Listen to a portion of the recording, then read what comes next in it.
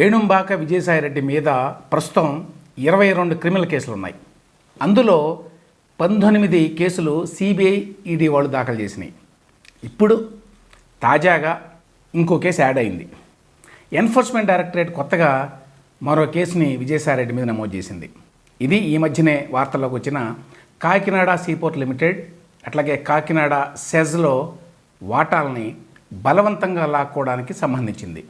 Kakinada seaport limited Kakinada SEZ వాటాలని జగన్ ప్రభుత్వంలో జగన్ ప్రోద్బలంతో బలవంతంగా లాగేసుకున్నారు అని చెప్పి వాటి అధినేత కర్నాటి వెంకటేశ్వరరావు అనే ఆయన ఆరోపించిన విషయం తెలుసు.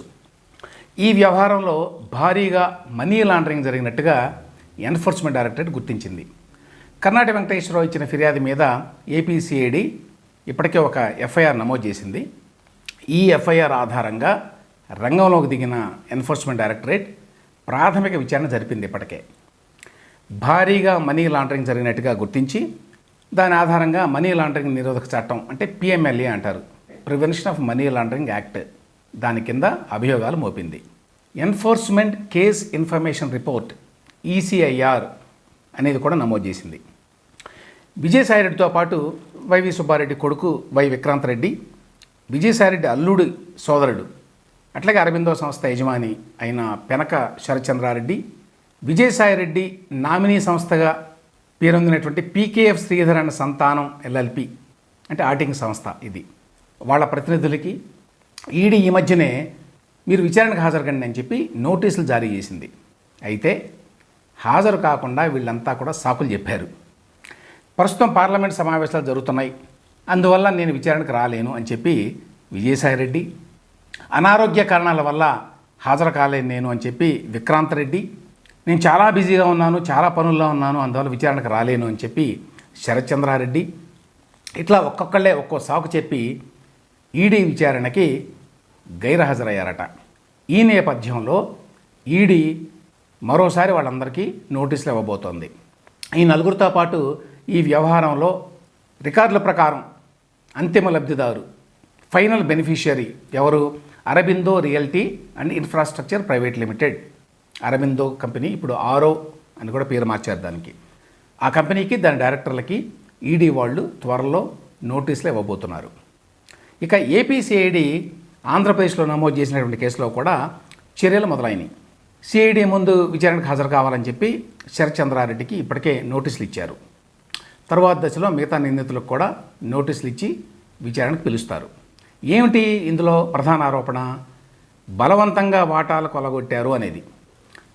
వైసీపీ ప్రభుత్వ హయాంలో అప్పటి సీఎం జగన్మోహన్ రెడ్డి కుట్ర మేరకి అక్రమ కేసులు పెడతామని చెప్పి, అరెస్ట్ చేసి జైలుకు పంపిస్తామని చెప్పి బెదిరించి, భయపెట్టి, ఒత్తిడి తీసుకొచ్చి కాకినాడ సీపోర్ట్స్ లిమిటెడ్లో 2,500 కోట్ల విలువైన వాటాలని 494 కోట్ల రూపాయలకి, అట్లాగే కాకినాడ సెజ్లో 1,109 కోట్ల విలువైన వాటాలని 12 కోట్ల రూపాయలకి బలవంతంగా అరబిందో సంస్థకి బదలాయించుకున్నారు అనేది ఆరోపణ.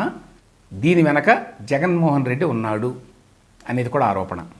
మొత్తంగా 3,000 కోట్ల మేర దోచుకున్నారు ఈ వ్యవహారంలో అని చెప్పి సిఐడి ఈ ఎఫ్ఐఆర్లో రాసింది.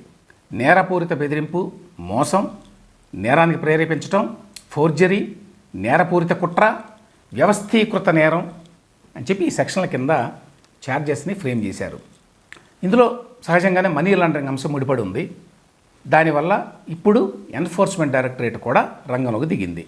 రాజ్యసభలో రెండోసారి ఏపీ నుంచి ప్రాతినిధ్యం వహిస్తున్న విజయసాయిరెడ్డి మీద ఎన్ని ఆరోపణలు, ఎలాంటి కేసులు ఉన్నాయో చూస్తే మన ప్రజాస్వామ్యం ఎట్లా పరిఢవిల్లుతుందో అర్థమవుతుంది.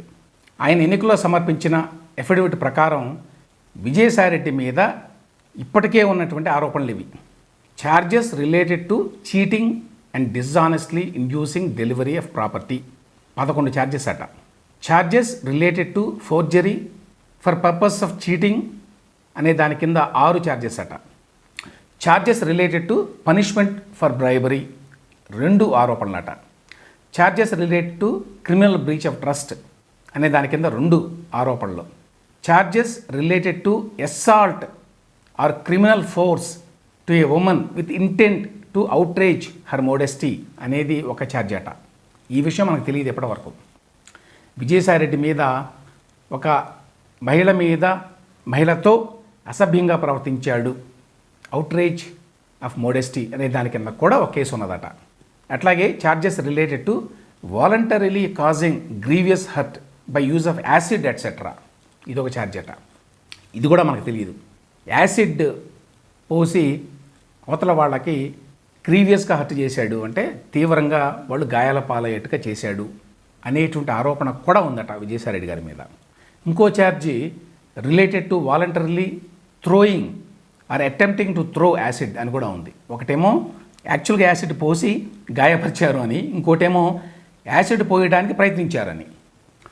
మరో charge related to punishment for criminal intimidation, ఇంకో charge related to falsification of accounts, బహుశా ఇవి చాలా చేసి ఉంటాడు ఆయన.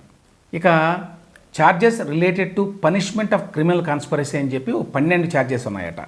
Charges related to using as genuine a forged document or electronic record, 2 charges.